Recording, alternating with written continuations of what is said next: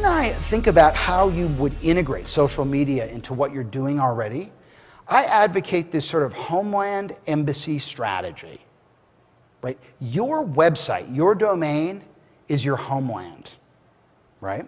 And obviously this country, if you're an American citizen, is your homeland. And the truth is we have embassies all over the world. We have embassies in some very violent, hostile countries. We don't agree with the way they manage things there, their affairs there, but we have economic interests, right? So we have a presence there.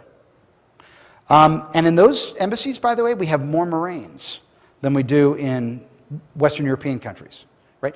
And in each embassy, the majority of the staffers are local residents, right? There are a few diplomats surrounded by local residents who guide them through the nuances of that culture.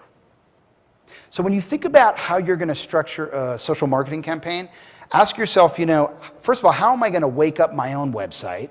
Because I don't want to invite people over if the place is dirty and messed up and I can't serve them coffee, right? Aligning sales and marketing is key because once you get them there, you got to get them to drink, so some sort of a lead gen or whatever it might be. But that's first, because that's where the measurable transaction occurs. And then, how can I build a presence through embassies in these different social networks? Staff them appropriately with people who understand Twitter and who understand LinkedIn, right? And basically extend the reach of what I'm doing through these channels, extend the reach of what I'm doing already. Well, as I said, rather than thinking about creating original content, how can you plug social media into what you're doing already? So you guys are probably all experts in what you do. And if somebody gets you on the phone to ask you questions, you can answer them. Is there a way to turn those answers, those FAQs, into blog posts, right? Or could you just record them? If you could record them, those could be MP3s, and you could have a podcast.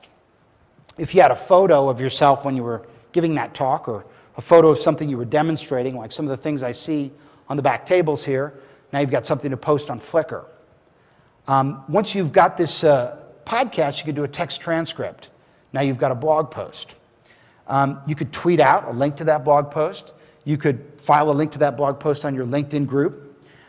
If there was a deck, you could post that to SlideShare. And if there was something worth taking video of, don't bother unless it's worth it, you could post that to YouTube.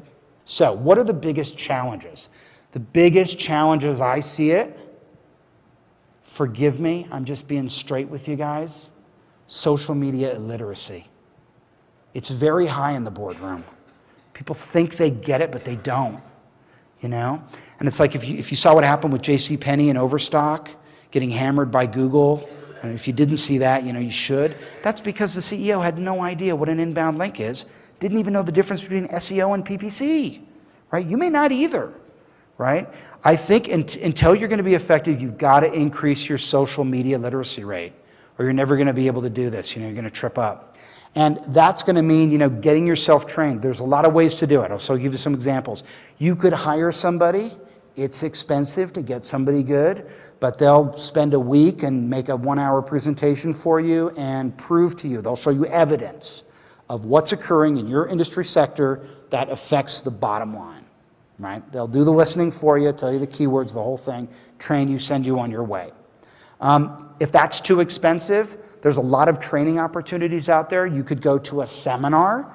I teach seminars. There's a lot of free webinars that you can take online that'll get you educated, but you really have to learn the ins and outs of this stuff because you can't lead the troops in battle if you don't know what artillery is.